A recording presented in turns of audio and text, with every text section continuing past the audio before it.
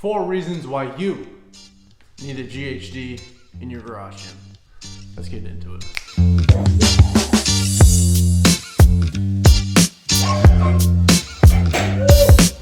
That was close.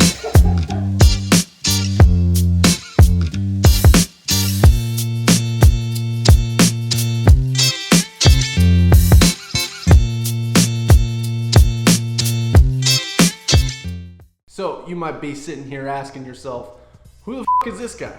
My name is Skylar Nakota. I'm just one half of the Outlier Theory podcast. Today, I'm gonna tell you why you need to go buy a GHD for your garage or home gym. So, the GHD, the Glute Ham Developer. It's odd looking, it's intimidating, and what the heck is that thing? Is it some weird love child between a back extension and a Roman chair? And as Made to Move said, rarely used and often misunderstood. You might be asking yourself, what muscles can I work out with the GHD? Why would I need one of those things? I think it would be easier to tell you what muscles you couldn't work out with the GHD. As the name suggests, you can work out your glutes and your hams, but it goes so much further than that. You can also hit your calves, your back, your quads, your hips, your core, and even your arms. And I'm gonna tell you how.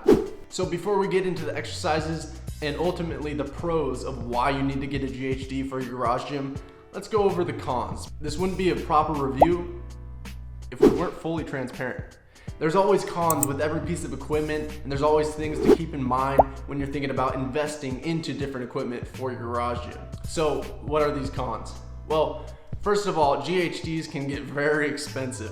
You know, the cheaper ones, which you pay for what you get, but the cheaper ones range from $300 and they go all the way up to thousands of dollars, depending on the mobility, the adjustability, and the performance of each one. One of the cheaper, more affordable, well-loved versions of the GHD is made by Titan. They offer a GHD for about 400 bucks, and this thing has fantastic reviews and is said to hold up very well. Rogue also has many options, including an option that is just over $500 for a very basic GHD with adjustability that is limited, just like mine. And then we also have another one made by Force USA that has an amazing adjustability, built by a great brand, one that I've reviewed many of their products. That one kicks in at about $800. So the prices really vary. And obviously you can go on OfferUp or Craigslist and scour the internet trying to find a used one for a better deal, but they're often hard to find. I was lucky enough to find mine on OfferUp. Well, actually it's a funny story. My wife found the GHD on OfferUp and surprised me with it. We went to go get it, and upon arriving, the person selling it actually knew who I was off of Instagram. So shout out to the Plate Whisperer. Not only did I get a badass piece of equipment from that OfferUp sale, but I also made a lifetime friend and made a connection with another garage gym enthusiast. Go check him out on his Instagram. I'll link it down below. All right, so the GHD, the Glute Ham Developer. What exercises can you do with this thing? So we'll start this off with the most obvious exercise, the Glute Ham Raise, which is what this machine is named after. And I'm not afraid to say that this is probably the hardest exercise that you will ever do. This exercise is just mind-blowingly difficult. I've had seasoned veterans who've been lifting for ages come in here and struggle trying to do the Glute Ham Raise. And it's an exercise that most people don't even know exists. It works just like a hamstring curl, only reversed. Rather than pulling weight towards your body is now the resistance, and you're lowering it and using your glutes and your hams to pull your body weight back up. So the leverage point, the point of resistance, has just changed from being at your feet to now being at your torso. Now, like I stated before, this is a very difficult exercise, and even I have to often throw bands onto the GHD just to pull myself up, to get a little bit of assistance to help pull my body weight up. There's often times where I can only bust out 3 or 4 reps in a set. Not only does this movement work out your hamstrings and your glutes, but it also builds core stability. And you'll also find that it lights up your calves. All right, the next exercise that you can do with the GHD is a back extension. To switch from the Glute Ham Raise to a back extension, you simply need to adjust the GHD accordingly. Most of us are familiar with a back extension, and it's a great exercise because it strengthens your spinal erectors, and building that strength in the lower portion of your back is really going to help with bracing power when it comes to compound lifts like the deadlift. So the back extension is a great accessory to throw in on your back days or any other workout that you have in order to strengthen that part of your body that is often neglected. The third exercise that you can do on the GHD is a sit-up. And you have many options when it comes to the sit-up on the GHD. A very well-known sit-up variation on the GHD is the CrossFit style, to where you're bending all the way down to the floor and throwing your body back up into a crunch motion. Now, while I'm not a huge fan of this, it is a great way to do a sit-up, and some people prefer this over a traditional sit-up, so to each their own. You can also do standard type sit-ups on there, using it just like you would with a normal sit-up bench. You just have to adjust the feet accordingly, sit on the pad accordingly, and go through your sit-up motion. Another great core exercise that you can do on this thing is an isometric hold. So no matter you're facing towards the floor or towards the ceiling, you can go through an isometric movement to where you're just statically holding yourself while that core is braced, using your core to keep you upright or straight out like the sorenson hold. Another very difficult exercise that you can perform on the GHD. So the fourth exercise that I'm gonna give you guys is one that you might not even think of when it comes to the GHD. Often when we look at the GHD, we think about back and hands and glutes and all of our posterior chain and a little bit of our core. But what else could you do?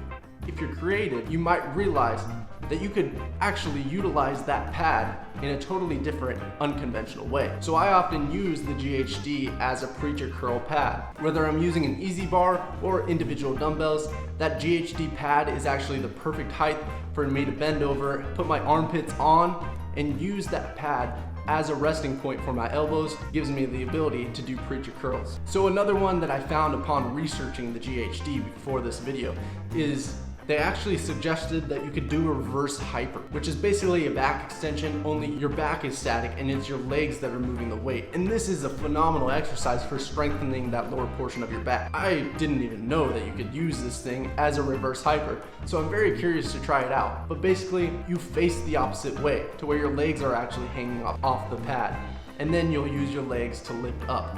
So I'm gonna try this, and I'm gonna take some videos of it and see what I can come up with, if it's even plausible or if it's even a good idea to do on the GHD. So I'm excited to try that out, and you're gonna see how well it works. All right, so this is my first attempt at the hyper extension on the GHD.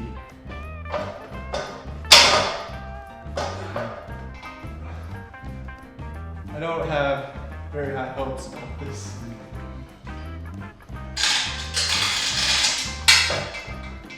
The cable system works great as resistance for that hyperextension on the GHD. It's just the chain gets in the way of the cable.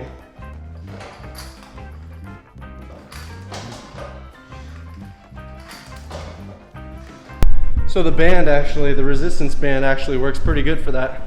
I didn't expect it to, because of the resistance. I thought it was gonna be too much at the top, but ultimately it's pretty nice. I think the GHD actually works really well for a hyperextension, and that is, I can't believe I didn't know that.